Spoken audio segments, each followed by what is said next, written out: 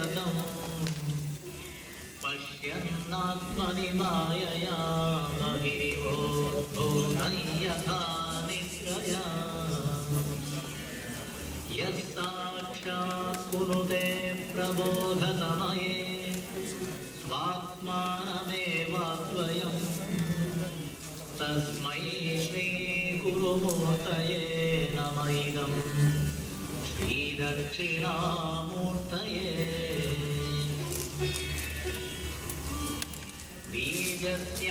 बीजस्यान्तरिवाङ्कुरो जगदिदं प्राङ्निर्विकल्पं पुनः मायाकल्पितदेशकालकलना वैचित्र्यचित्रीकृतम्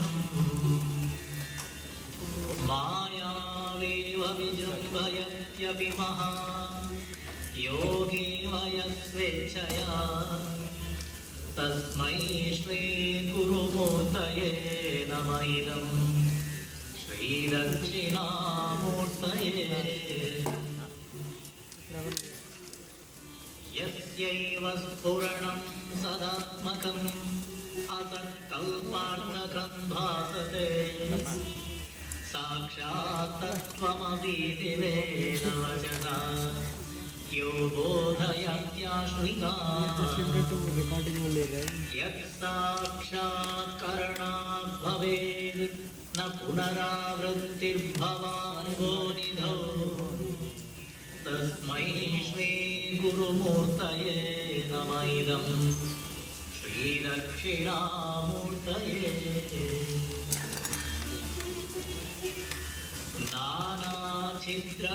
नानाच्छिद्रघटोदरस्थितमः दीपप्रभाभास्वरम् ज्ञानयस्य तु चक्षुरादिकरणद्वारा बहिस्पन्दते जानामीति तमेव भान्तम् अनुभाव्येतत्समस्तं जगत् तस्मै श्रीगुरुमूर्तये नमः इदं श्रीदक्षिणामूर्तये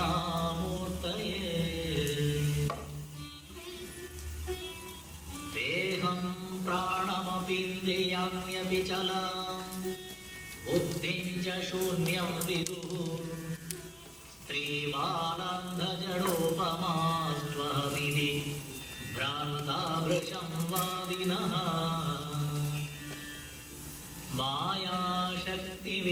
मायाशक्तिविलासकल्पितमः व्यामोहसंहारिणे तस्मै श्रीगुरुमूर्तये नमः इदं श्रीदक्षिणामूर्तये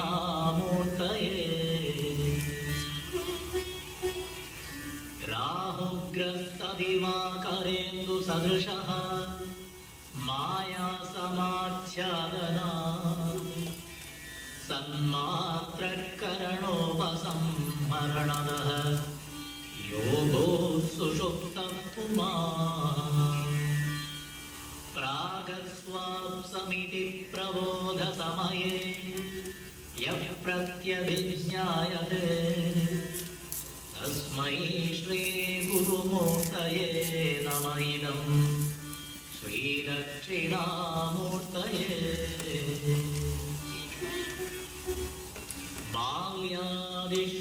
बाल्यादिष्वविजाग्रदादिषु तथा सर्वास्वस्थास्वपि व्याहृतास्वनुवर्तमानम् अहमित्यं तत्पुरन्तं सदा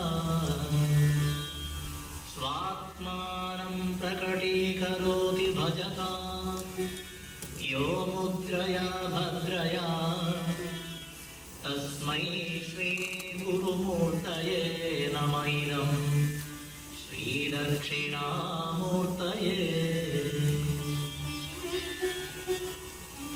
विश्वं पश्यति कार्यकारणतया स्वस्वामि सम्बन्धतः शिष्याचार्यतया तथैव पितृपुत्राद्यात्मना भेदतः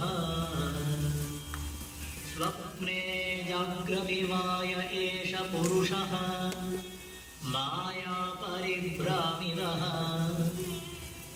तस्मै श्रीगुरुमूर्तये नम इदं श्रीदक्षिणामूर्तये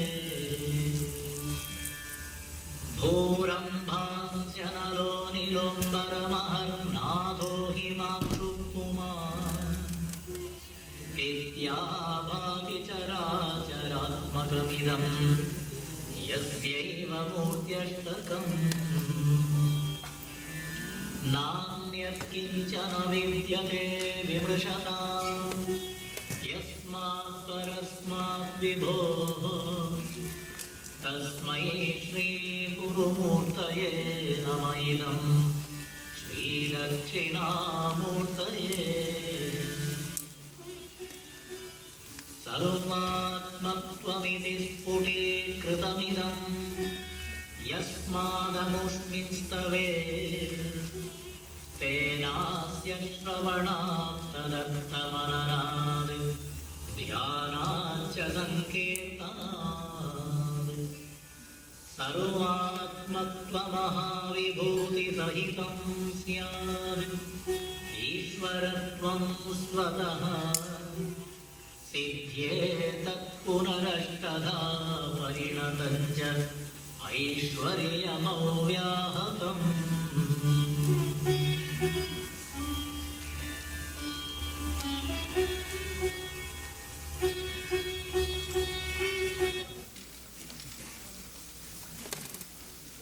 Can you hear me? Yes.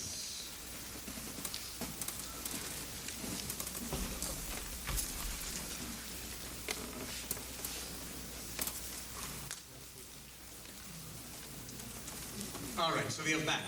I hope you had a nice lunch, and those who like cricket, they had a nice information that India has won.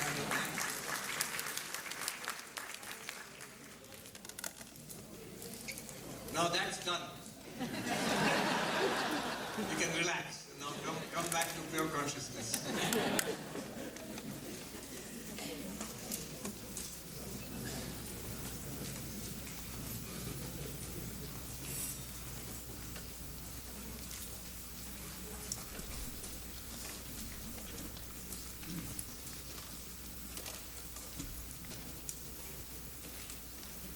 Verse number 3.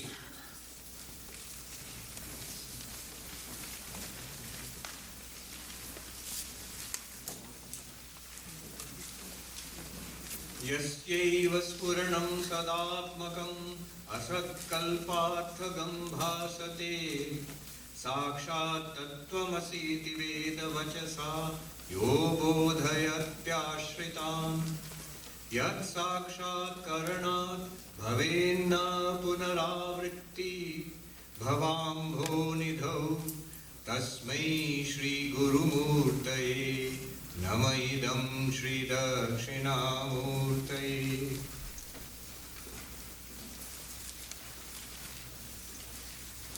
He by whose light the universe which is unreal appears as almost real, and who graciously teaches the truth of Brahman to the disciples seeking refuge in him, and who is realized through the comprehension of the meaning of the great Vedic statement, Tattvamasi, thou art that, which realization alone puts an end to the cycle of samsara and rebirth, to that Dakshinamurti, the Supreme Being embodied in the auspicious and benign Guru, I offer my profound salutation. So there you have it. The third verse is the completion of something that was started in the first verse. I said all of Vedanta, it can be condensed into one statement, into one sentence. Quite elegant. You can put it very simply, directly in one statement. Tattvamasi, you are that. These are called Mahavakyas, great statements or profound statements. Statements of identity. They tell us what we are, what is the nature of reality, what this universe is, all of that. You are that. Now, Vedanta is the analysis of this statement. So, in one sense, Vedanta is the analysis of the inquiry into this teaching, you are that. To understand any statement, to understand any sentence, one needs to understand the constituent words and their relationships. So what does tat mean, that? What does you mean? What does that you are that, in what sense? In the first verse, we saw that we are consciousness. Shankaracharya starts at a very high level. You're not the body, not the mind. It's the whole Nirvana Shatakam. If you do the 6 stanzas of Nirvana, if you do that, finish that, then come here. You are pure consciousness. And this body, mind, universe is an appearance in that pure consciousness. You are that mirror in which the universe appears like a reflected city. Like the dreamer dreams up a universe of dreams. Similarly, you, it's not saying that you're a dreamer, you're consciousness. In you appears this universe. That consciousness, which is non-dual, that there is no countable second reality apart from it, even when you are experiencing a multiplicity. That is the thing that has to be understood. There is one way of establishing non-duality where you do not experience any duality. You don't experience it, there is no subject-object at all. For example, deep sleep. For example, deep meditation. Or coma, or anesthesia, whatever. There is no multiplicity there whatsoever. There is just a darkness, nothingness, a kind of experience of a blank. It's still an experience, however. It will come later. Deep sleep, analysis of deep sleep, and the argument with the Madhyamaka, Shunyavadi takes place. That will come later. However, I just want to put it out there. We say that there is consciousness all the time. Yes, we are conscious. And we fall asleep and we dream. But that's also a conscious experience. That's an experience in consciousness. It's an experience. If you have an experience, there is consciousness. I mean, what is an experience? Definition of an experience. Consciousness plus object is equal to experience. C plus O is equal to E. Consciousness plus object is equal to an experience. You are aware. When you are aware of something, that's an experience. But what about deep sleep? I understand that in some sense we are awareness right now, or there is awareness right now. I also understand in some sense in dreams there is a kind of awareness. But what about deep sleep? It seems to be nothing. Vedanta says deep sleep is not nothing. It's not an absence of experience, it's an experience of absence. What I mean by that, I'll show you. Suppose, I said experience is consciousness plus object. Now suppose no object is present. Will it be an experience? Well, in a special sense, it's still an experience. It's the experience of the absence of the object. Consciousness is there, but there is nothing to reflect consciousness, nothing for consciousness to illumine. So there is no what we call Vishesha Jnana. Specific knowledge is not there. I'm not seeing anything, hearing anything, imagining anything, thinking anything, wanting anything, remembering anything.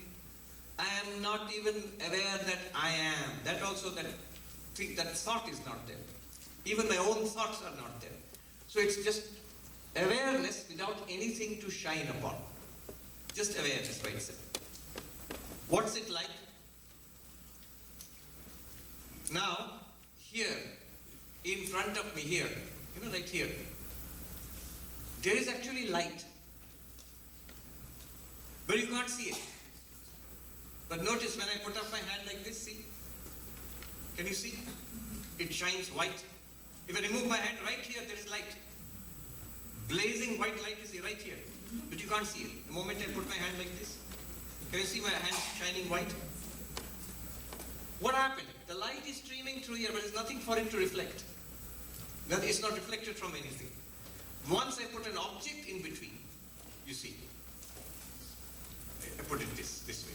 And then Swami, you're showing us a paper. I'm not, don't take the paper into account. Take the fact that it's reflecting light. It is shining in light.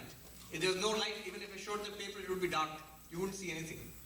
The fact that you're seeing, it's not that the paper which is going into your eyes, it's the light reflected which is going into your eyes. Similarly, consciousness without an object, deep sleep. Or, technically it is said, that ignorance, that not knowingness, tama bodha bhavit smriti, Vidyaranya Swami describes deep sleep. That darkness itself is the object, which is revealed there. Anyway, so that consciousness is spoken about in the first verse. So what is that? The meaning of the word you. You are that. So what is you? The first meaning of the word you is directly to speak the seeker. I am the spiritual seeker. So this sentence Tattvamasi comes from the Chandogya Upanishad, where the young boy Shvetaketu goes to his father and they have a discussion and they talk about Vedanta. And the father teaches the son Tattvamasi 9 times. So there you are that. You means that boy Shvetaketu, that young man Shvetaketu. Here you means us, whoever the teacher is talking to, the student. You means the sentient being, the jiva, us. That's the first meaning of you. That is the preliminary meaning, common sense meaning, the direct meaning of you. What's the indirect meaning, the implied meaning? What's the true purport of the statement you are that? That is what the verse teaches us. It means awareness, pure consciousness, which is like a mirror in which the city of the universe is reflected. So I am awareness. Who am I? I am awareness. My first answer was, I am Sarva Priyananda. Where? This body. And inside that, yes, mind. And yes, somehow, incidentally, consciousness. So body with mind consciousness. This was my idea first. Now Vedanta is helping me to reverse that. I am consciousness primarily. I am awareness. In which, yes, a mind appears, a body appears, and through that mind and body, a universe appears to me. So this is the meaning of the word you. The meaning of the word tvam. Consciousness. I am. Who am I? I am consciousness. I am awareness. Chidananda Rupa Shivoham. That's the meaning of the first verse. The second verse we saw in the earlier session. What is this universe? Where does it come from? Well, it has come from Brahman, to the power of Maya. We saw all of that. The Satkaryavada, the Vivartavada, that appearance of the universe is basically manifestation of name, form and function. Destruction is going back from the manifest to the unmanifest. Creation is coming from unmanifest to manifest. In Sanskrit, abhyakta to vyakta. Destruction is going back from the manifest to the unmanifest. It's never something coming out of nothing, never something going back into nothing. What is the ground of this continuous cycle of manifest, unmanifest, going and back and forth? It is that one non-dual consciousness. That is the meaning of the word tat, that. Two meanings of the word tvam, you. What are the two meanings? The individual being, each of us, and actual meaning, the inner meaning, the implied meaning, pure consciousness. Two meanings of the word tat, that. What is the first meaning? God, the creator, preserver, destroyer of the universe. That's the first meaning. Second meaning, the deeper meaning, implied meaning, one pure non-dual consciousness. Now in the third verse, they will be brought together. It's ready to bring them together. The meaning of that and the meaning of you. You are that will become clear. Now let us see what this verse says. First it starts with where the second verse left off. Yasyaiva spuranam sadatmakam asatkalparthakam bhasate. What is this universe? It is the shining forth of Brahman. It is Brahman shining forth. As what? As existence. As awareness. Brahman is revealing itself to us. How? How is Brahman revealing itself to us? Through human beings, through chairs and tables, through this earth and sky and fire and water, through this body, through the senses, through the mind. Whatever we experience, the world of objects to be experienced, the instruments of knowledge, the whole thing, body and mind, all of these are Brahman shining forth. These are all what are called names and forms and functions. Nama, Rupa, Vyavahara. I think it was Stephen Hawking who said, who puts fire in the equations? So the equations of mathematics, which determine physics, the cosmology, it's understood. It's more and more we are beginning to understand. But why does it apply to anything at all? Why do these things exist at all? What puts fire in the equations? Here its answer is Brahman puts fire in the equations. He says, Yasyaiva spuranam sadatmakam asatkalparthakam bhasate. This world of appearances, it is lent reality. It is lent substance. It appears to us. And it functions also. All because Brahman stands behind it. It's like Suppose all these chairs, if you take the wood out of the chairs, there won't be anything left. It won't be that, you won't say that there's a ghostly outline of 200 chairs left. Nothing will be left. But it is the wood which gives substance to the chairs. And now it gives a form, and you can give it a name, chair. It looks like that, and you can use it also, you can sit on it. It's only because the wood is there. Similarly, ornaments in the shop, golden ornaments. It is the gold which gives all the existence and the value to the necklace and the bracelet and the rings and the tiara and whatnot. Somebody told me, Swami, you have no idea of jewelry at all. It's not the gold which gives value. It's the brand. It's Tiffany's. And the brand. Same jewelry will be 10 times more valuable if you go to it. So, value is not decided by the gold. It's decided by the brand, the name. Nama is important, not the substance, not Brahman. I said, fine, I'll take the gold away. You keep the sticker, Tiffany. You cannot. You can build up a brand as you want, but it has to be on the basis of existence. A non-existent thing cannot be branded. So, name, form and function. Name is necklace, form is like this, function is put it on your neck. All of that is possible because of the underlying gold, which gives it existence. Similarly, there is something here in this universe, in the chairs, in the jewelry, in the waves of the ocean, in the pottery, and indeed in all human beings and animals and birds and stars and planets and quarks and quasars. There's something, and the name of that is existence, is. Swami, in the chair, I can see the wood. In the ornaments, I can see the gold. But can I see Brahman? You're saying Brahman is there in everything, giving it existence. Can I see Brahman in all these things? Yes, you can. You are, in fact. We are missing it all the time. Notice, the chair is, man is, woman is, table is, empty space is, hall is, sky is, earth is. This isness which you see everywhere, this existence, we take it for granted and we dismiss it even as a figure of speech. Advaita makes that important. The feeling of existence itself. Existence itself. Instead of saying table is, chair is, man is, woman is, sky is, earth is, Advaita Vedanta wants to say isness chairs, isness tables, isness man's or woman's or sky or table or earth. Isness is the reality. Good example is water and waves in the ocean. So you see thousands of waves. Will you say those waves have a lot of water in them, or will you say rather water is appearing as the waves? Water is appearing as the waves. It's not that waves are like containers, like this, and you put some water in each of them. Not like that. The waves are nothing but water. So water is appearing as waves. Advaita Vedanta wants to say, what he wants to say is, Sadatmakam, that existence itself is appearing as all existent things. There's a difference between existence and existing things. Tables, chairs, human beings are existing things. But existence is the reality. This is the Advaita Vedanta approach. And Swami Vivekananda says, the Brahman, not that it exists, it is existence itself. Not that it knows, it is knowledge itself. Not that it is joyful, it is joy or fulfillment itself.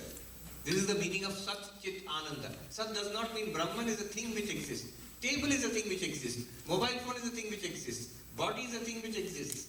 But Brahman is that existence itself. Like the gold in the ornaments, like the water in the waves, like the clay in the pots, like the mind in all our dreams, like the mirror in all the reflection. Like that there is an underlying existence. How do we know? Because you experience it. Where do we experience it? All the time. Here, look around. Yasya was Puranam, which shines forth as the Sadatmakam, as the very existence of all entities which otherwise would be almost non-existent. Almost none. Asat kalpaktakam. nearly non-existent. In what sense? This is the idea of mithya, appearance, which appears and yet is not ultimately real. According to Advaita Vedanta, the world appears. The world is mithya, false. In what sense? You cannot say it's ultimately real like Brahman. The enlightened one sees there is no such thing as a world at all. There is only Brahman. But you cannot say it does not exist. You can't dismiss it completely. Seeing as that we live in it, we are doing Vedanta in it, whole our life is spent in it. We are trying to get free from it. So you cannot say it's non-existent. So this thing which you cannot determine as ultimately real, existence itself, you cannot say that. But you cannot dismiss it as non-existence also. This is called Sat Asat Bhyam Anirvachaniyam. That which cannot be determined as ultimately real Sat or is dismissed as Asat, completely unreal. You cannot. You might say, now that sounds weird. It sounds like speculation. Is there such a thing? Yes, there is. We all know of such categories. For example, what is fiction? What is fiction? Fiction is something that really never happened. It was imagined. It was created by the author.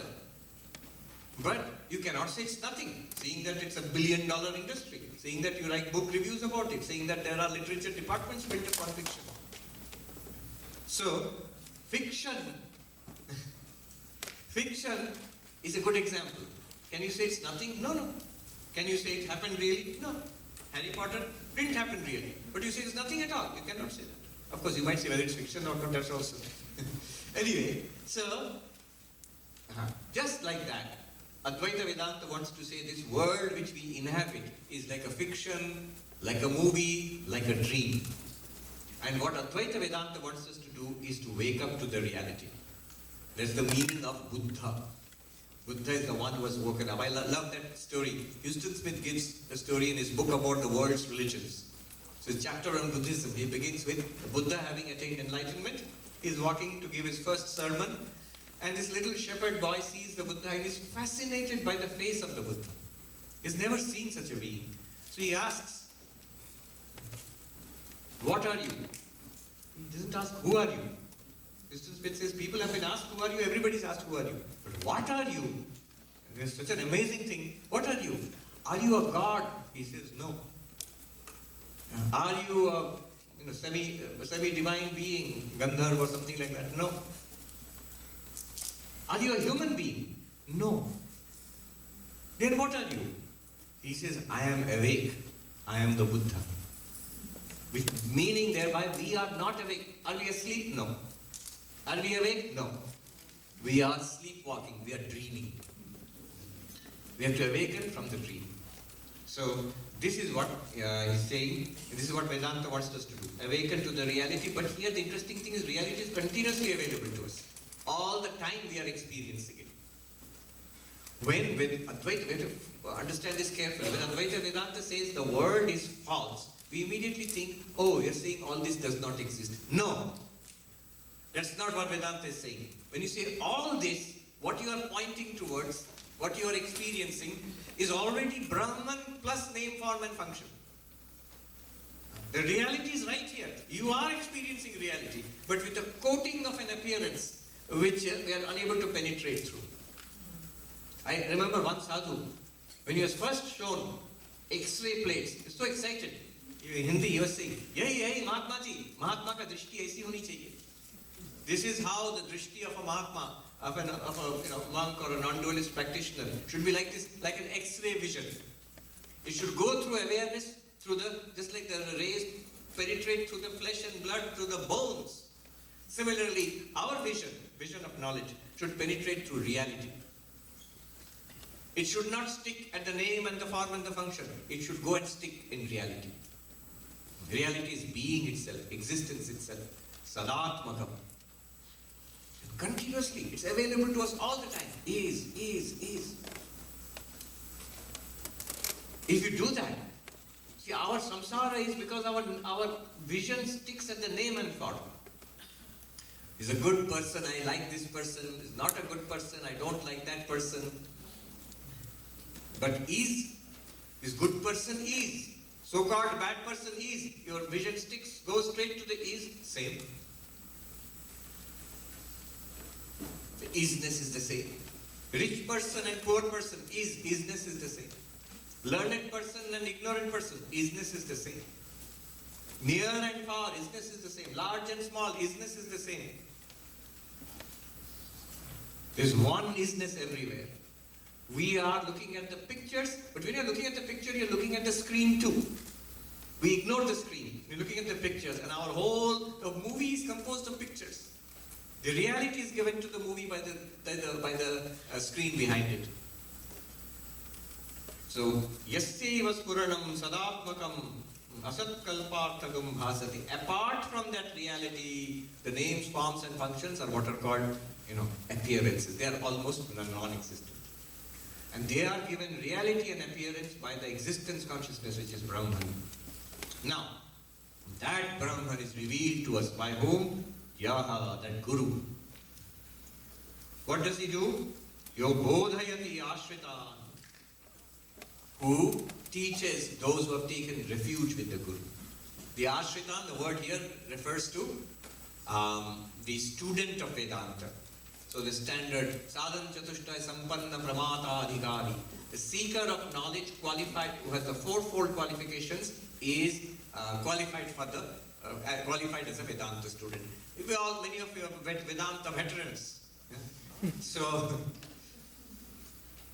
you know the fourfold qualifications. Viveka, the discrimination between the eternal and non-eternal. Vairagya, this passion for the non-eternal. And then the sixfold qualification, the sixfold treasure, sixfold disciplines. Shama, quietude of the mind. Quietude means focus, settle down on one thing. Control of the mind. Flickering mind, control. Damaha, control of the senses. Organs of action, organs of 5 sense organs, 5 organs, motor organs. Control. Not restlessness.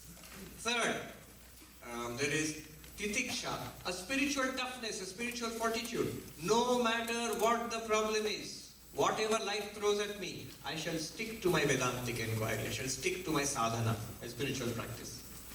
Let rain come, I will still turn up for the Vedanta. Let there be cricket match, I still turn up for the Vedanta. So whether terror or temptation, I will turn up for my spiritual practices. That is titiksha, putting up with difficulties. There are physical difficulties, there are mental difficulties, there are anxieties, there are relationship difficulties, financial difficulties, weather difficulties, so many problems are there. Whatever life throws at you, after all, how much trouble people take, and you have taken to build up a career. How much trouble you take to raise a family. This is easier actually. Realizing God is easier. Swami Ramakrishnan ji, I think he used to say, in those days, students for mathematics, he would teach mathematics to students. I think, if I'm not wrong, he would say that the amount of mental energy these students are pouring out to pass one examination in those days in Calcutta, with less than that you can realize God. With less effort than that. And it's not entirely wrong. Why should we not be able to? It's our own real nature. So, that is called titiksha. Then the next one is called uparati. Rati, going out and enjoying the world, plunging into the vanities of the world. Uparati, reverse, pulling back. See, too much engagement with the world, Vedanta is not possible. No kind of higher thinking is possible, let alone spirituality. You'll find anybody who is an artist, who is a scientist, author, whatever, anybody engaged in some higher creative practice, they become monk-like. Even if they are not formally monks, they become monk-like because they have to. In order to pour your energies into one pursuit, one higher pursuit, you have to cut out a lot of the nonsense. So Manhattan lifestyle, which I say in New York, work 5 days a week. People are very, very, very busy there. They say that very proudly, the city that never sleeps. Another place I saw, city that never sleeps, ... but dreams. So 5 days a week, day and night, money. And then Saturday, Sunday, party. And then again, Monday to Friday. It's all right when you're 23, 24 years old, fine, if you want to do that. But at one time you must mature, come out of it, snap out of it. Uparati. That some higher pursuit must be there. Vedanta is the highest of all pursuits. Science, art, doing good to others, some social cause, a political cause or something. And then higher than that is a moral, ethical life dedicated to God realization. And the highest of all those forms is Vedanta. I'm a little biased.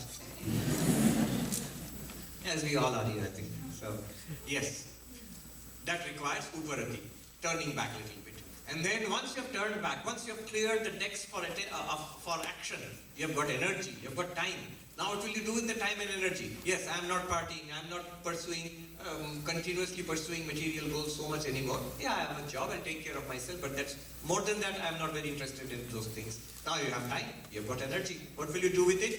This is samadhana, focus, focus, focus. Settle down. Do your japa and meditation.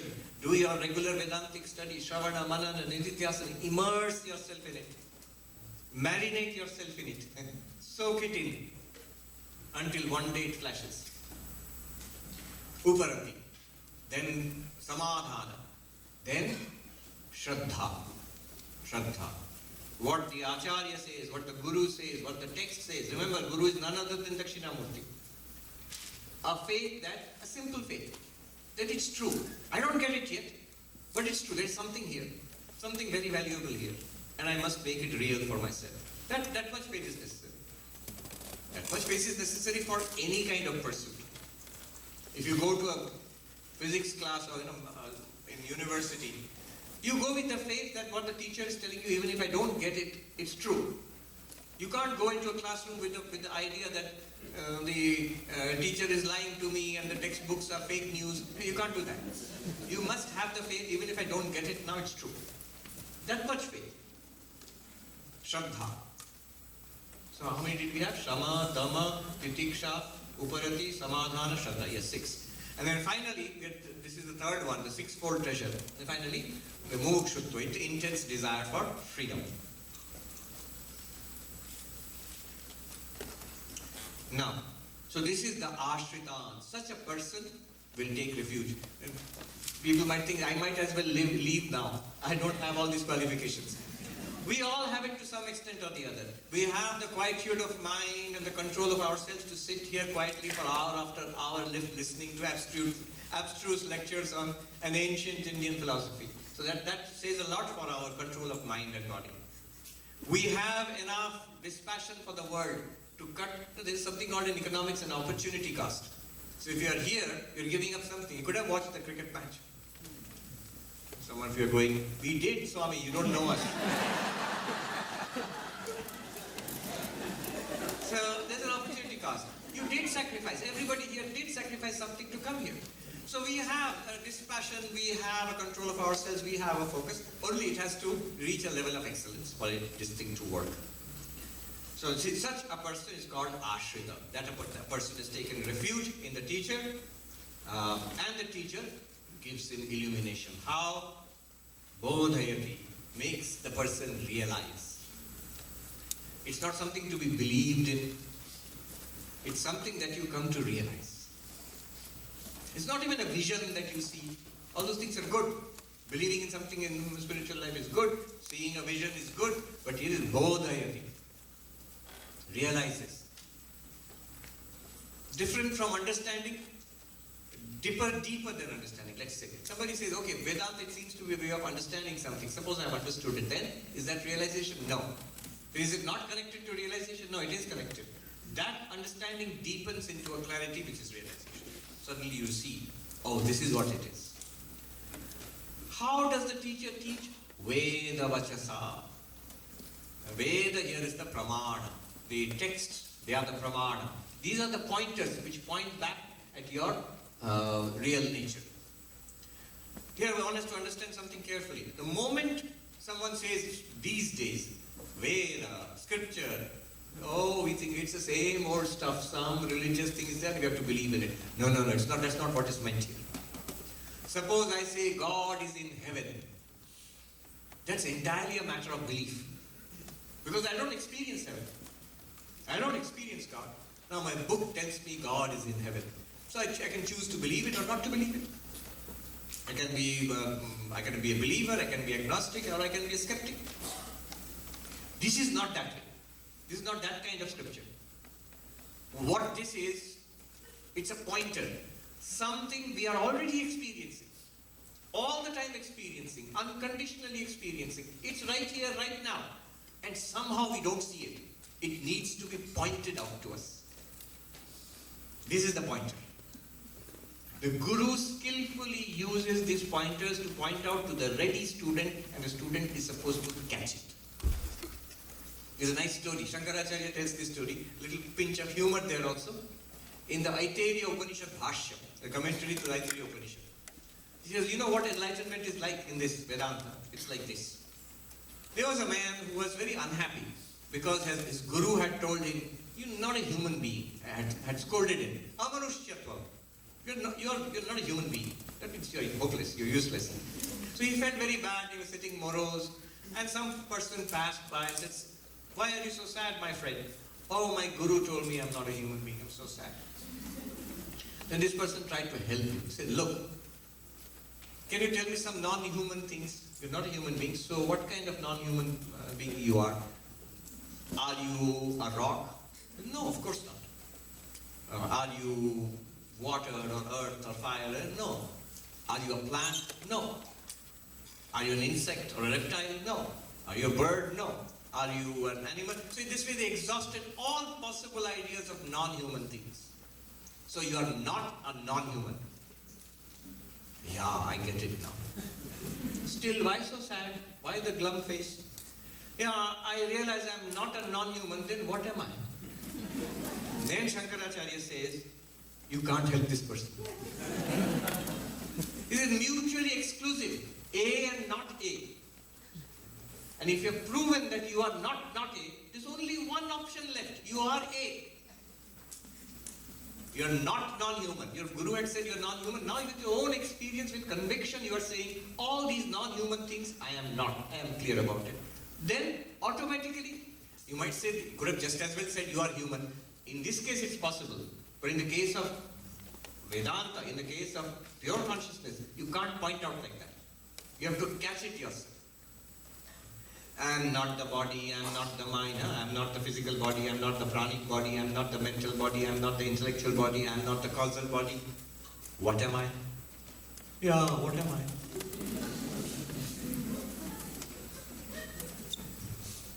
Yo bodhayati.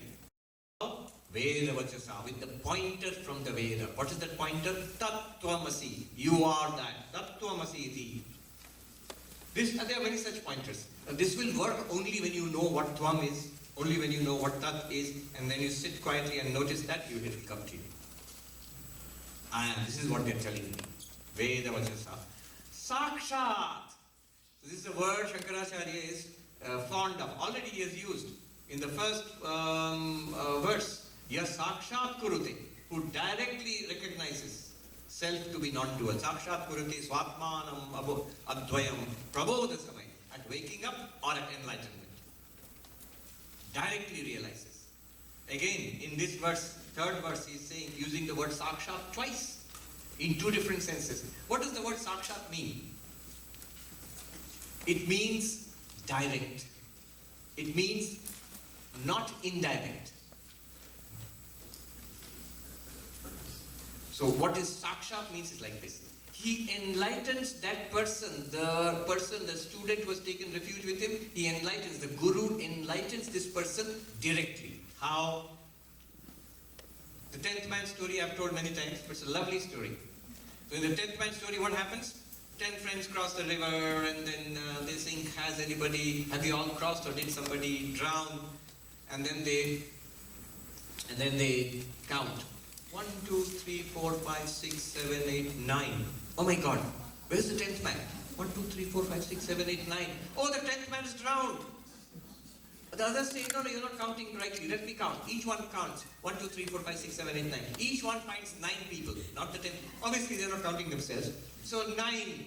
Where is the 10th person? He's drowned and start crying. And a person who's walking past says, why are you crying, my friends? And they say, sir, it's a tragedy. Our friend drowned. How do you know? Well, there were 10 of us. And then we crossed this miserable river. And then our dear friend drowned. How do you know? Well, we counted. There are only 9 of us left now. So this person says, don't worry, the 10th person is there. The Guru says, Vedanta says, religion tells us, God exists, you are limitless existence, consciousness, bliss. There is hope, don't worry. But they don't know how. Where is the 10th man? I'll show you. Wait. Count for me. We have counted, sir. Count again, humor me. 1, 2, 3, 4, 5, 6, 7, 8, 9. I told you. This man takes the counter's hand and points it back towards the counter and says, 10th. You are the 10th. Dashamastvamasi. And this man goes, oh, this is Sakshat. Oh, that is Sakshat. Direct. Let me see. 1, 2, 3, 4, 5, 6, 7, 8, 9, 10. Oh, the 10th man has been found. And they all say, let me try. And they find the 10th man. They're all very happy. Now, the question would be, why did they not find the 10th man earlier? And the answer, obviously, you will say that because they were not counting themselves. Fair enough. But now the question is more interesting. Why were they not counting themselves? They are good at counting everybody. Why not count themselves? Well, the reason is they found the other 9 outside. The other 9 were out there as the other. 1, 2, 3, 4, 5, 6, 7, 8, 9. He has a pretty good reason, a very justifiable reason, what is called an inductive reason to suppose that the 10th man should be there.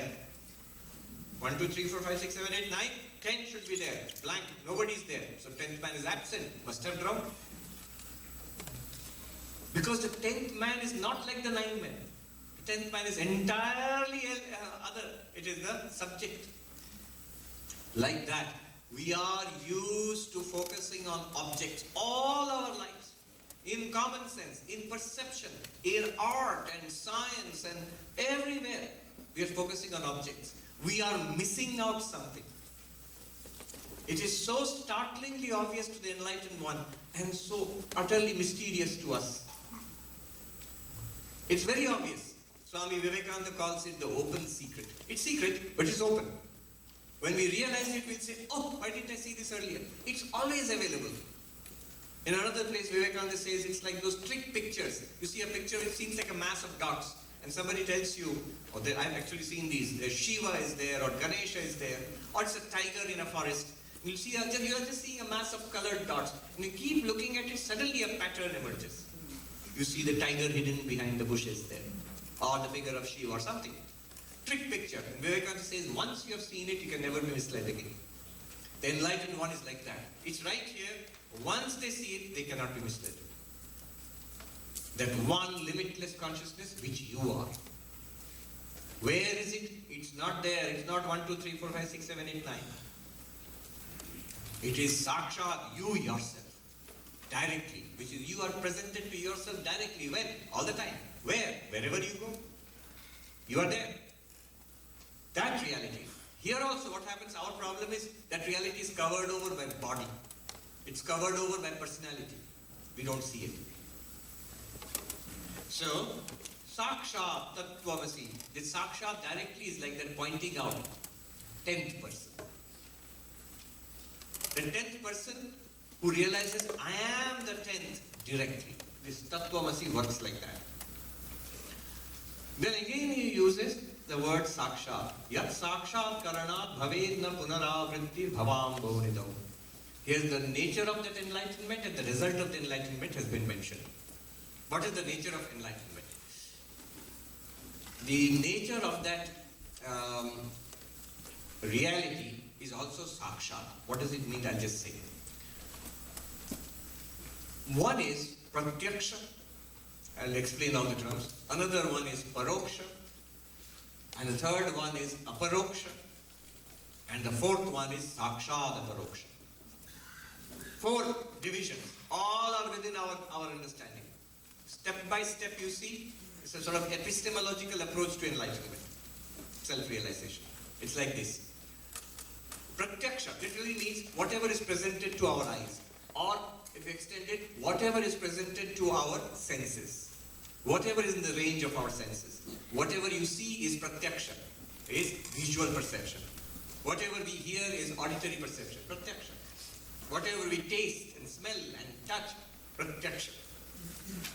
Directly experienced by the indriyas, the 5 sense organs. Whatever is beyond the range of our senses, that is paroksha. Now, sometimes your range senses can be extended. You can see on your computer cricket match, or on your mobile phone cricket match. So that's an extension of your senses. That's still pratyaksha for you through the extended senses. But suppose somebody comes and tells you, oh, India has won the cricket match. Now for me, I did not see it, but I heard it. That is called paroksha, beyond the range of our senses. So what we learn in religion, for example, such and such thing is there. Even a lot of science. Hardly, almost none of us actually go out and do experiments or work out the stuff ourselves. We learn about it from the results presented to us in our textbooks or in our readings. So that's paroksha. Paroksha means beyond our direct sensory experience. Heaven and hell and black holes and strings and so on, superstrings I mean. All of that is paroksha for us.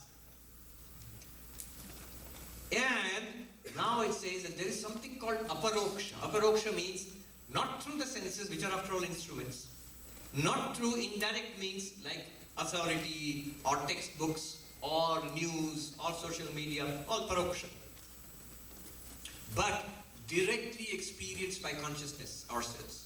For example, your thoughts. It hurts, pinch yourself just now, that's aparoksha, directly. A sensation which is directly, it flashes in consciousness. That's called aparoksha.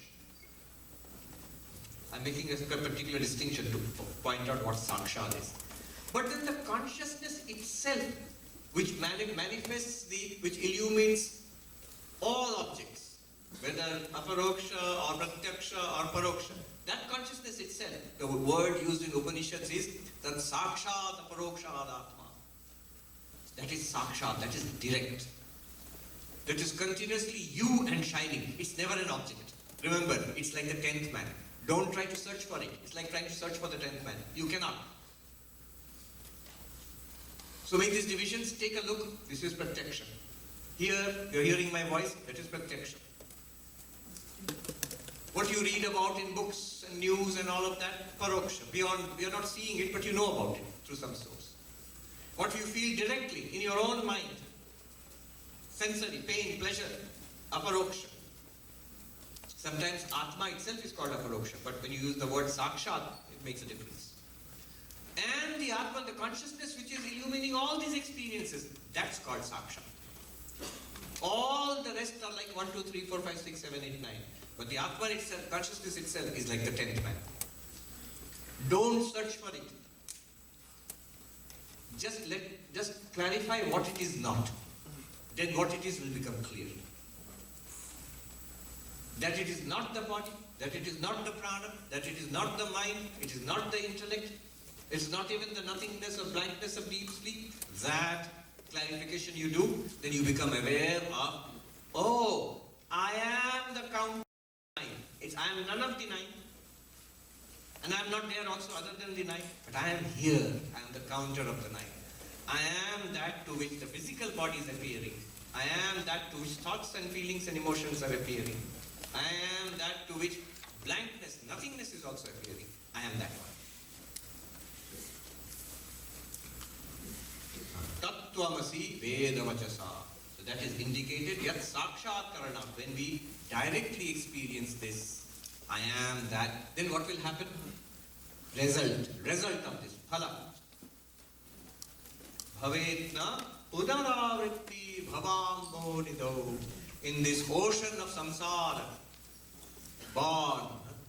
What is that? Shankaracharya sings, Punarapi jananam, punarapi maranam, punarapi janani, jatare shayanam, iha samsare, kaludustare, pahi apare, pahi kripaya, kripa pahi, kripaya pahi murari. By the grace of Murari, of Krishna, I'll be rescued from this ocean of samsara. What does it, ocean of samsara mean? I am born and I age and I live this life and die and I am again born. There's no end to it. I saw a cartoon once. An Indian person is standing and an American person is standing. And the American person says, I'm a born again Christian. And the Indian person says, I am a born again and again and again and again Hindu. And this is not good news in Hinduism, or in Buddhism, or in Jainism, or in Sikhism. So this cycle of birth and death, this is the problem.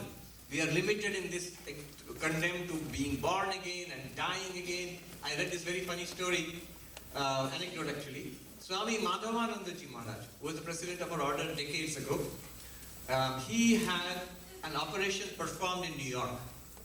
And he came to New York in the 1960s, I think. And at that time, in the East Side Center, Ramakrishna Vivekananda Center, Swami Nikhilananda Ji was there. He played the host for Swami Madhavananda. He had got all the treatment done, the operation, the brain operation, and the physiotherapy and everything. Now one day when Swami Madhavananda was here, this is a recollection from Swami Yogeshananda. There's a beautiful book, 6 lighted windows there. So Yogeshananda recollects, at that time the birth control pill had just been invented. There was a lot of debate in American society. Is it good? Is it bad? Should it be adopted? Should it be banned? What are the... Anyway, we could have all of this discussion, hot discussion among Americans. So a group of Americans were sitting and discussing this. And they thought, of course, Swami is a monk, he will not be interested.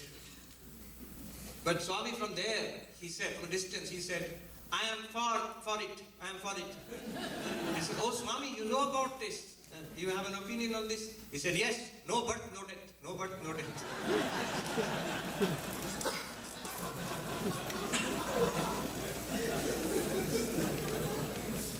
So this is how spirituality has been understood in India.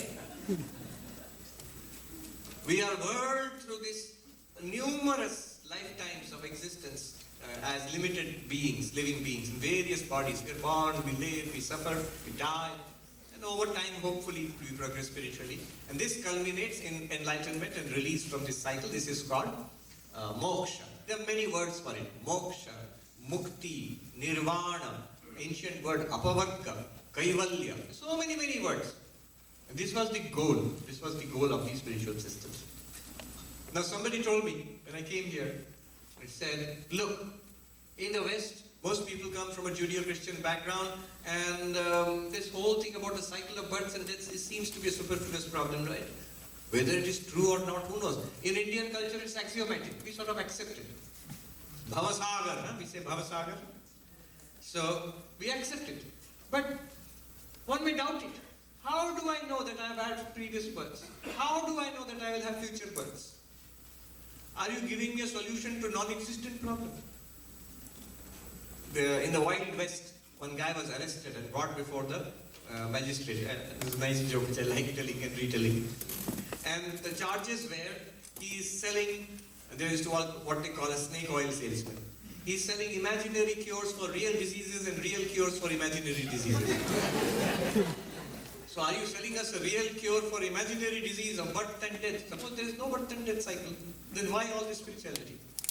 So another simpler way of putting it, like the Buddha did, in Sankhya also it is there, all the religion, the alternate way of understanding this is to overcome suffering. Whether earlier births are there or later, that's a belief. But right now that there is suffering, how to overcome suffering in a deep sense, a deep existential solution to the problem of suffering. And also, the problem of fulfillment. I don't get fulfilled. There's no lasting, deep sense of fulfillment. So that is the goal which you will achieve through this. Sri Krishna says, Yang labdvana chaparam labam manyate tato adhikam.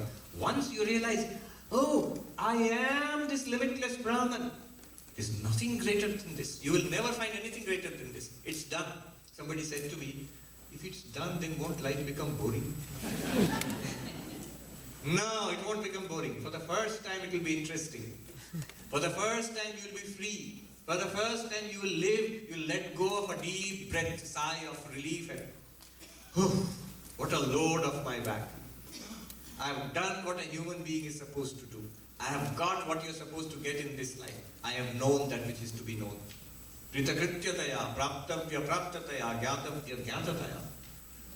Panchadashi says. That's why the Jivan Mukta is so happy. Swami Vivekananda, Ingersoll, the great agnostic, recently Yale University published a book about Ingersoll's life, Robert Ingersoll, the great agnostic. He met Vivekananda. And he said, I don't believe in all this spirituality religion. I believe in squeezing the orange of life, getting every drop out of it. Vivekananda, I said, I believe that too. But in my choice of fruit, we may differ. I prefer a mango.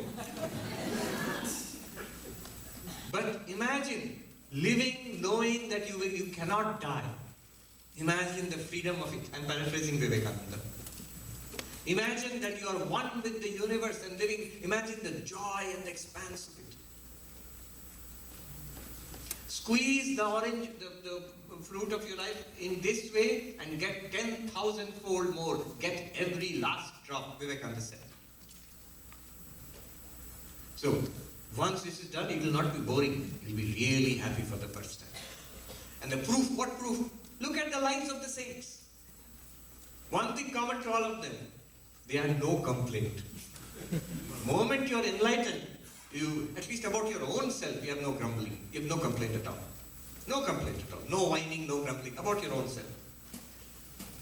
So that freedom from sorrow, Krishna also says, yasmin sthito dukkhena gurunapi na vichalyate, being established in which the heaviest of sorrows, so that means heavy sorrows will still come. Whatever is going to happen in the life, that will keep on happening, but you are safe. So that is the goal. You can say, you will not come back into bhavam bhavanidho, in the ocean of samsara. You will not come back. You will not be born again and again to float up and down and sink 1,000 times more in this ocean of samsara. Or you can say, I will overcome all suffering. I will attain lasting deep fulfillment. This bhavam bhavanidhi, samsara. Let me tell you a funny story which I experienced myself. I was in the Himalayas, in Gangotri. Now, monks there, and we as monks have to beg for our food. Now, I have the habit of tea and coffee in the morning, tea or coffee in the morning, which is not available there. But I told one of the monks, and he said, all right, there's a solution. That ashram is there nearby. Go there at 8 o'clock. At 8 o'clock, nobody comes out. It's still cold and barely daytime or something. So, go there at 8 or 7 o'clock. 7 o'clock. They make tea. They'll serve it. Those who want, they can get tea. I'll get you a glass, a cup. I'll get you that and you can use it for your tea. So I went there. Now I didn't know that was only for beggars, not for monks. In those Himalayas, those beggars also wear this gerwa. Very difficult to tell them apart. And they are called thakkad. Thakkad means those who don't have anything in their lives. Closest American translation would be a hobo. Hobo or a bum or something you call here. So it's like that. But they are of a different nature altogether. But see, what I want to tell you is, they have an internal culture among them, and that's also spiritual. That's what I discovered.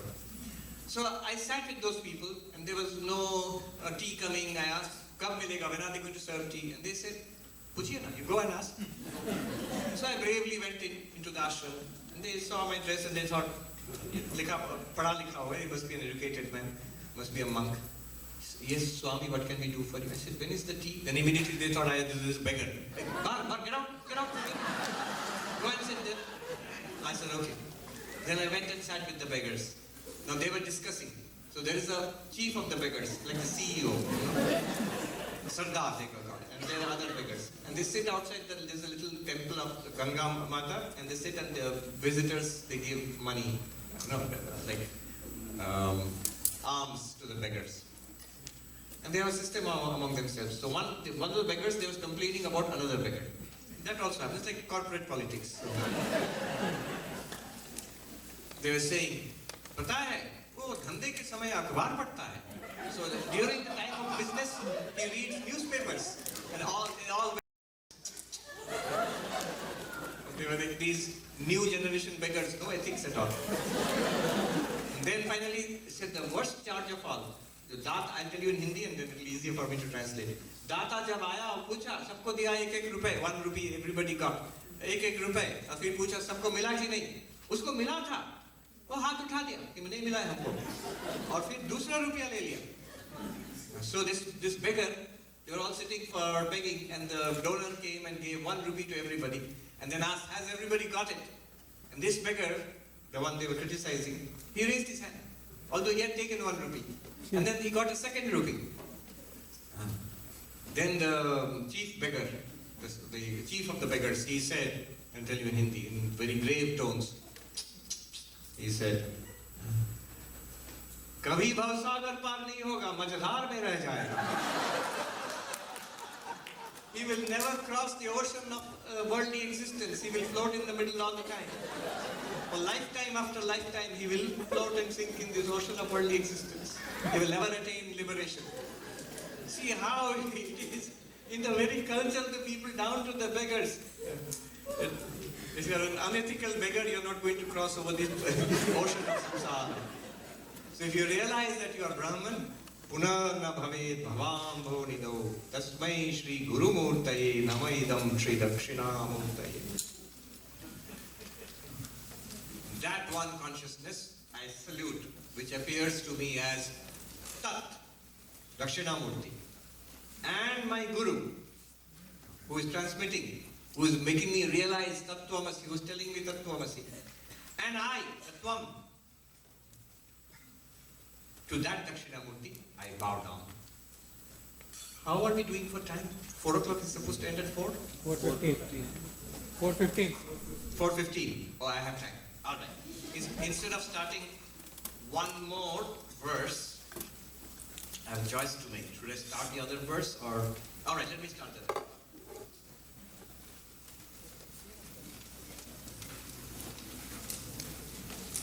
The choice was, I really haven't done justice to this. How does Tattvamasi function? But that will require 20 minutes at least. And it's actually, you have to summarize a whole text called Vedanta Sara. It's called Mahavakya Artha Vichara. An inquiry into the meaning, the import of the text, of sentence. You are that. And it's fairly technical. I can do a TED Talk version of it. We can summarize in 15-20 minutes. Or I can, but it's fairly technical and dry. If you are interested, I can tell you later on. Or you can catch up when you have the whole series of talks on Vedanta Sara. So you can take a look at that. Let me go on to the next verse, which is a very beautiful and interesting verse. Number 4. Nana Chitra Ghatodharastita Mahadeepa Prabhabhaswaram Jnanam Yasya tu Chakshuradika Chakshuradikaranadvara Bahispandate Janamiti Tameva Bhantam Anubhatye Tat Samastam Jagat Tasmai Shri Guru Murtaye Namaidam Shri Dakshinamurtaye. He whose light gleams through the senses like the eyes, etc., like the light emanating through many holes in a pot in which a brilliant lamp is kept. He whose knowledge alone brings in a state of knowing characterized by the awareness I know. He whose luminosity alone makes everything else shine after him. To that Dakshinamurti, the Supreme Being, embodied in auspicious and benign Guru, I offer my profound salutation. Beautiful. Earlier, in the 3rd verse, it said, Yas Sadatmakam Spurate, who appears as the isness of the universe. Is everywhere. All of this exists. I exist. This existence itself, it's borrowed from Brahman. It's not directly Brahman, it's borrowed from Brahman. And that Brahman I am. That's 3rd verse. But in the 4th verse, he says, knowledge. In every knowledge, Brahman is being revealed. We think realizing Brahman is a special kind of knowledge or a special kind of realization or a special kind of experience. It can be. But once we are enlightened, we will see Brahman is being revealed in every knowledge. To understand what clay is, we analyze the pot and realize, oh, this is what is meant by clay. But then we see in every pot clay is a clay pot. To understand what water is, we realize, oh, we look at the wave and we realize this is water. But then we realize all the waves and the bubbles and the foam and the surf and the entire ocean is water. It's always available to us if you look at the ocean. Similarly, in every knowledge, Brahman is shining forth. In every experience of our life. You see, you are experiencing Brahman. You hear and smell and taste and touch, you're experiencing Brahman. You think, you enjoy, you suffer, you're experiencing Brahman. what good is it if you suffer? Well, you won't suffer. Yes and no. Two examples. One is the classic example of Sri Ramakrishna, who was suffering from throat cancer, sick and lying down. His student, Hari Maharaj, later became Swami Turiyananda, comes and asks, "Sir, how are you today?" Cancer, terminal cancer patient, throat cancer. The Sri Ramakrishna says, "Oh, it hurts here, I can't eat." And then this young man says, "For whatsoever is the reason," he says, "But sir, I see you are in great joy." And then, that sounds like a cruel thing to say to a cancer patient, or someone who's dying. How can that person be great joy? But Sri Ramakrishna confirms it. He says, "Oh, the rascal has found me out." In Bengali, Shala dhare niyece. That means this young man saw something in Sri Ramakrishna where he is beyond the suffering of the body. This anecdote is well known. It's repeated often. I have repeated it myself many times. But there's another one. Swami Turiyananda asked the same question in a more precise question to Sri Ramakrishna. He asked Sri Ramakrishna, these are the words I'll translate. "Eshab ki apnar bodh hai." Do you experience these things, this nastiness, this unpleasant cancer and all this pain and discomfort? "Eshab ki apnar bodh hai." Are you experiencing it? And Sri Ramakrishna said, "Oshab tomar ki kotha." What words are these? "Shorir ki kokono sadhu hai." Does the body ever become a sadhu? Like a holy person. "Moni sadhu hai." The mind becomes a sadhu. Now it's a very worth thinking about. Atman, Brahman, Dakshinamurti, pure consciousness can never get cancer. Pure consciousness, pure being. So fine. Body gets cancer and will die. Nothing can be done about it. You can keep it alive for some time. It will die again. In some way or the other it will die. It is the mind which can suffer and can overcome suffering also. It's the mind which can be in Bhavasagar, in this ocean of transmigratory existence, and can attain liberation also. This is the liberation means the real nature, which is the Atman itself. So, Moni Sadhu hai. Very interesting, worth considering. All our efforts are with the mind. Not with Atman itself, nothing can be done there, nothing need be done there. Not with the physical body, nothing much can be done there either. Moni Sadhu. Another example was told to me by the philosopher Arundam Chakravarti, and these examples can be multiplied. He was a disciple of a great Vaishnava Guru, Sitaram Das Omkarnath. And he said, when our Guru passed away, at a very advanced age, remember, he's not a non-dualist, not an Advaitin. He's a devotee of Krishna, Vaishnava Guru. When he passed, he was very sick, and some of our disciples, they were looking after him. He had got bed sores in the old age, and we had to clean. The doctor came to check. And when they were cleaning the sores, he would burst out giggling like he was being tickled. And the doctor said, "Where does it hurt?" He would burst out laughing. And he said, "Don't do that. We can't understand where it is hurting." Even when it's hurting, he bursts out laughing. For him, it's like a burst of bliss in the sense that it's consciousness flashing. Even pain is consciousness flashing, so-called pain. He understands the pain, but he understands the other side of it also. So, every act of knowledge, good or bad, pain or pleasure, is directly pointing to the ultimate reality. This is revealed in the 4th verse. Just an observation. I'll throw it out and then we'll go on with the 4th verse. I was just thinking, the greatest questions in philosophy, the greatest questions we have in human life, the 3 major branches of philosophy. The first branch of philosophy asks the question, what is real? What is real? Is God real? Is matter real? Are we real? Is the world real? What is reality? What's the truth? It asks the question, what is the truth? This branch is called metaphysics. Nowadays, the fancy new name is ontology, the study of existing things. Ontology. Ontos means being or existence. So that's one major branch of philosophy. But the moment you do that, a question arises. How do you know? How do you know? So philosophy advances from making claims about the reality of something in the world to justifying those claims. In order to justify it, you'll ask, okay, God is real. How do you know? What are your grounds for claiming this? If there are no grounds or not sufficient grounds, it will be dismissed. I think it was Hume who said about the existence of God. He said, Any claim requires proof, but extraordinary claims require extraordinary proof. So, epistemology, how do you know? Do you know through eyes and ears? Do you know through scientific experiments? Do you know through mathematics? Do you know through logic and inference? How do you know? Or do you know through belief, religious belief? That also you can say. But you have to be clear. How are you justifying your claims? Epistemology. How is knowledge possible? The branch is called epistemology. That's another major branch of philosophy. And then there's a third branch.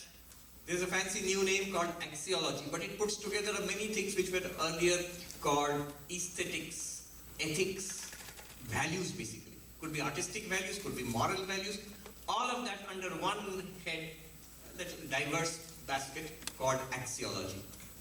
What is good? What's the point of it all? What's the goal, if at all anything? What's the value of all of this? Of anything at all? That question. What's the value? What's the good? What's the point? What is right and what is wrong? That is called axiology. Now it just struck me. If you ask these questions to Vedanta, look at the answers. What is real? Existence itself, Sat. How is knowledge possible? Consciousness, because of consciousness, which we will see now. Chit.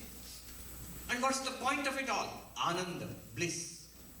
So the Vedantic formulation of the ultimate reality, Sat, Chit, Ananda, is an answer to the most fundamental questions of world philosophy. What is real? How is knowledge possible? And what's the point of it all? Yeah. Metaphysics or ontology, epistemology, and axiology. Anyway, so that's just an observation.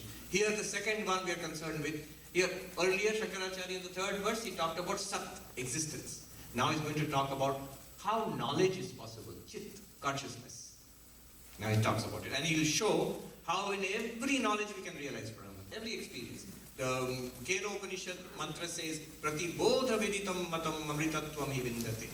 In every experience, in seeing, hearing, smelling, tasting, touching, thinking, remembering, enjoying, suffering, waking, dreaming, sleeping, all the time, continuously, if you realize that when Brahman is there, I am that Brahman, you will attain immortality. Effortlessly. How? We will see. He gives an example. His Dakshinamurti Stotra is full of beautiful, elegant examples. Here is an example. Imagine a pot. Again a pot. But this is a big pot. And in that big pot there is a big lamp inside the pot. And that pot has many small holes. And then the pot is placed in a dark room. What happens? The lamp is lit. It's bright. You can't see the lamp from outside. But what it does is, it shines through those holes and you see multiple beams of light, pencil-thin beams of light shoot out from the holes in the pot, and they illumine different parts of the dark room. This is the example. The pot is like this body. And the holes in the pot are like our 5 sense organs. And then the lamp is like consciousness, awareness, Chaitanya, consciousness. What happens? The lamp shines. The inside of the pot is like our first person experience, our mind and intellect. That is directly illumined by consciousness. And through the mind, through the senses, we have multiple beams of light shooting out awareness. But it's what is called modal awareness. Conditioned through eyes, conditioned through ears, conditioned through tongue, taste, various. Seeing is different from hearing. Hearing is different from touching. Touching is different from smelling, which is different from tasting. All these are different sense organs and they have different sense objects. Eyes see forms, ears hear sound, tongue will taste various kinds of flavors and so on. But behind all of them is one common consciousness, one light of consciousness. This is a major insight. Pretty common sense, but yet still a major insight. There are people who differ. Marvin Minsky, he was a mathematician. Now I heard him online in a talk. He's saying that so-called problem of consciousness, there's no problem of consciousness. There are a basket of problems. There's a problem of seeing, there's a problem of hearing, problem of thinking and recollecting, and we don't know what they are, how to solve them. We put them in a basket and call it a problem of consciousness. The Upanishad takes exactly the opposite view. That there is one consciousness, which through mind and senses gives us these different experiences of seeing, hearing, smelling, tasting, touching. The Kena Upanishad starts with this question. Keneshitam patati preshitam mana. Keneshitam vacham imam vadanti chakshu shrotram kaudeva, like that. It says, impelled by what? Illumined by what? Do the thoughts, our thoughts thought? Do we get the experiences of seeing, hearing, smelling, talking? Look at the question. Question is saying, impelled by what? One thing. He's not saying like Minsky, that there's a basket of problems. A problem of hearing, smelling, tasting, talking, breathing. No. Behind all of them, these are all different mechanisms. Physiologically they are different. Biologically they are different. Functionally they are different. Their objects are different. Modes of operation are different. But ultimately when they come to first person experience, I see, I hear, I smell, I talk, I think. There is one central consciousness. Here, Shankaracharya is saying, imagine big lamp. It is shining and it illumines the interior of the pot, but it cannot directly illumine the room outside. It goes through those holes and makes small beams of light which illumine particular parts of the room. Now, this answers an amazing question, important question. If I am all pervading consciousness, I should know everything. But not like that. What actually happens is, this one consciousness is like in the pot, as if, quote unquote, it illumines the mind first. And the illuminated mind is connected to the senses. And it reflects or channelizes consciousness and illumines the inputs of the senses. Visual input, auditory input, tactile input, olfactory input. What is tongue called? Gustatory? Or something like that. So those inputs are illumined and we get a variety of experiences. These senses are like the holes which send out beams of light. Only partially, just like the dark room is only partially and in certain aspects illumined by those beams of light. Similarly, our experience also is limited. Even the consciousness is all pervading. But the specific experiences we had are mediated by the mind and the senses. There's a term for it, reflected consciousness, chidabhasa. Through the mind and the senses, it gets particular knowledge, which keeps on changing and which is also limited. Which comes and goes. So we never know everything all at once. Another example is the moon and the earth and the sun at night. At night, moonlight illumines the dark earth. But the moonlight is also sunlight. It is the sun shining on the moon, and the moon reflects that light back to the earth at night and illumines weakly some parts of the earth. Now imagine the earth is like the world at night. And the moon is like the mind and the senses. And the sun is like consciousness, Atman. Actually in Vedanta, the sun is a symbol for consciousness and the moon is a symbol for the mind. So now what consciousness does, sun does, it keeps on shining. That light is collected by the moon and then used to illumine the earth, partially. Similarly, you, the consciousness, you are shining. That light is collected by the mind and used through the senses to illumine the world, partially. That's what we call knowledge.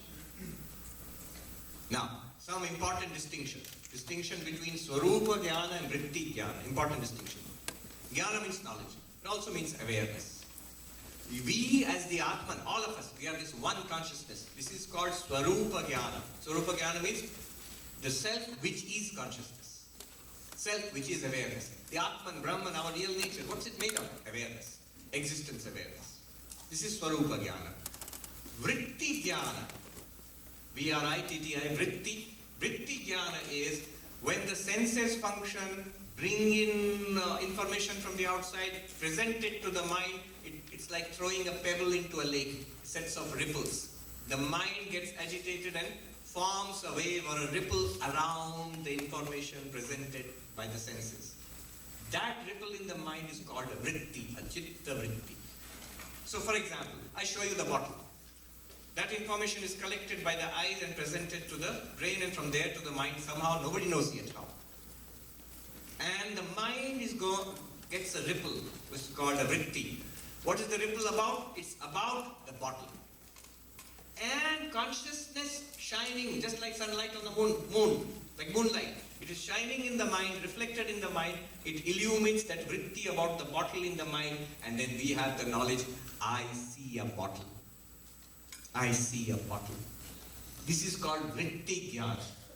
All our seeing, hearing, smelling, tasting, all our thinking, understanding, inferring, all our enjoying and suffering, all our Vedanta, it's all vritti jnana. You don't know this bottle, I'm hiding it from you. You have no vritti about the bottle. Now I show it to you. You have a vritti about the bottle now. The absence of knowledge about the bottle was illumined by the reflected consciousness in your mind. Now the knowledge about the bottle is reflected by the illumined by the reflected consciousness in your mind. This is called vritti jnana. All what we consider knowledge is vritti jnana. What is the connection between the two? What is the connection between swarupa jnana and vritti jnana? Very much like sunlight and moonlight. Very much like that. Moonlight is like vritti jnana and sunlight is swarupa jnana. As you can see, you cannot have moonlight without the sunlight. Isn't it? If the sun is not there, how can there be moonlight? Moonlight is, I hope we know that, we have agreed on that. We all studied in grade 5 or 4. Luminous bodies in the sky, moon and sun and stars and planets. Then again it was explained. Some have luminosity of themselves and some do not have luminosity of themselves. The moon does not have its own luminosity. Here's a joke to wake you up. I saw a cartoon once in which classic trope of a vampire. You know, vampires, they come out only at night to suck the blood. And they cannot come out in daytime because they burn up if sunlight falls on them. So they always hide in the coffin. Okay, one more joke is there, I tell you. Coffin. So in the cartoon, this vampire has climbed out of the coffin. It's moonlight, night, the moonlight is streaming through, and it's night. So vampire is coming to catch this fellow, some guy. And this guy is a scientist. He's saying, "Excuse me, sir, you know that moonlight is sunlight, right?"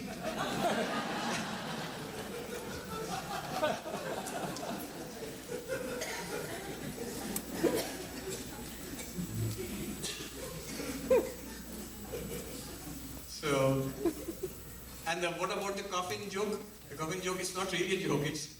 I saw this happen.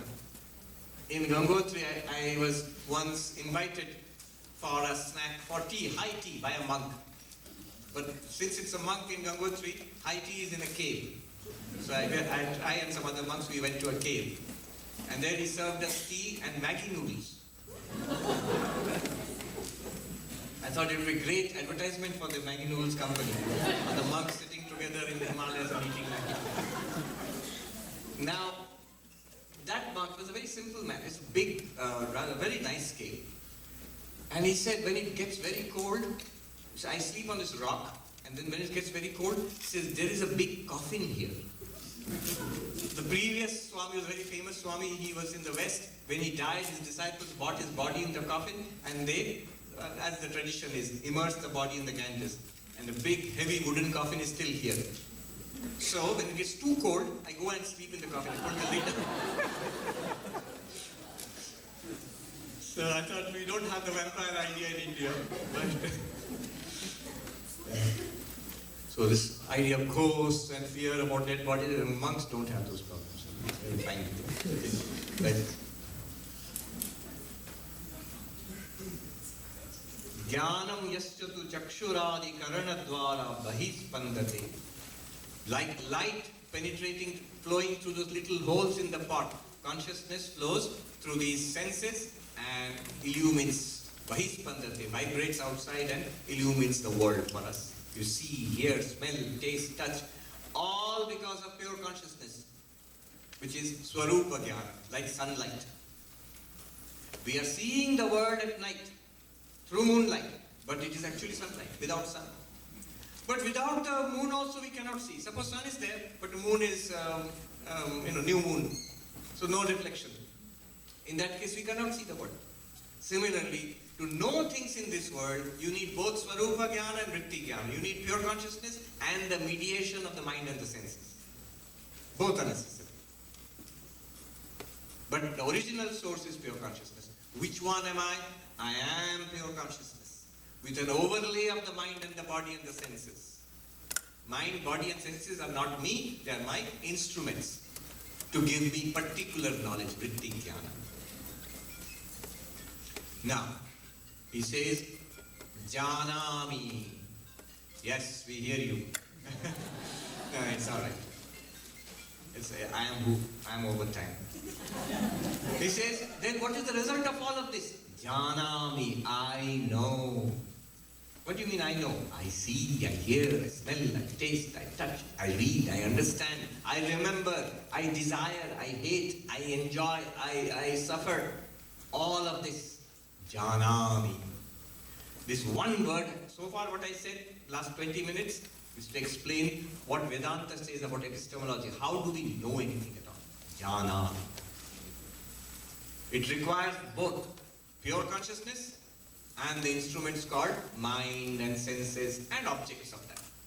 Remember, however, mind, senses and objects of that, they are all appearances in pure consciousness. So if you leave it like that, people will say, so your pure consciousness is dependent on the mind and the senses. Yes and no, because the mind and senses are also nothing but that pure consciousness, a projection of. A good example is the dream example. In the dream, we are walking around and meeting people. How? Through this body. Dream body, quote unquote. Through the body in the dreams, through the senses in the dreams. But the body in the dreams and the senses in the dreams and whatever and whoever we see in the dreams are all projections of the dreaming mind. Similarly, so through the senses and the mind, pure consciousness experiences all of this, Janami. Now one more distinction between Sakshi and Pramata, very important distinction. When I say, Aham Janami, I know, if your emphasis is on the pure consciousness, Swarupa Jnana, that is called Sakshi, witness consciousness. I, the witness, know everything through the mind and the senses. But if your emphasis is on the mind and the senses, then that one is called Pramata, the knower. The knower, the one who sees, hears, smells, tastes. This is exactly what we identify ourselves. In ignorance, we only know the Pramata. When we are not enlightened, what we know, what we think about ourselves, Vedanta calls that the Pramata. You are not aware of the Sakshi.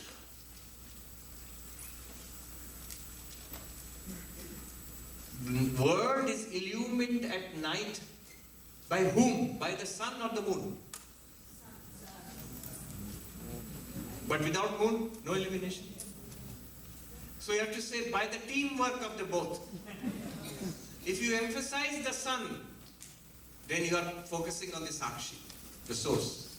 If you emphasize the moon, then you are focusing on the knower, the individual, the Jivatma.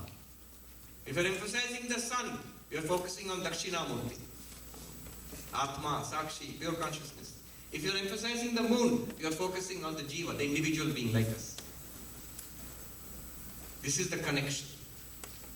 And then he uses a beautiful verse. Tameva bhantam anubhati etat samastam jagat. You all know Mundaka Upanishad, Kathopanishad, one of the most beautiful evocative mantras. Tameva bhantam anubhati sarvam tasya bhasa sarvam idam vibhati. Tameva bhantam anubhati sarvam tasya bhasa sarvam idam vibhati. That shining, everything else shines after it. By its light, everything here is lit up. Now we can understand. The sun shining, the moon shines after it and lights up the dark earth. You, the pure consciousness, Sakshi, is shining. The mind shines after it, the senses shine after it, and it reveals the body and the world. Tameva bhantam anubhati sarvam. This janami, I know, is a production of this bhantam and anubhati. Anubhati means shining afterwards, with borrowed light. Bhantam means shining with its original light. The sun shines with its own light. Sakshi shines with consciousness. The moon picks up that light and illumines something else, the world.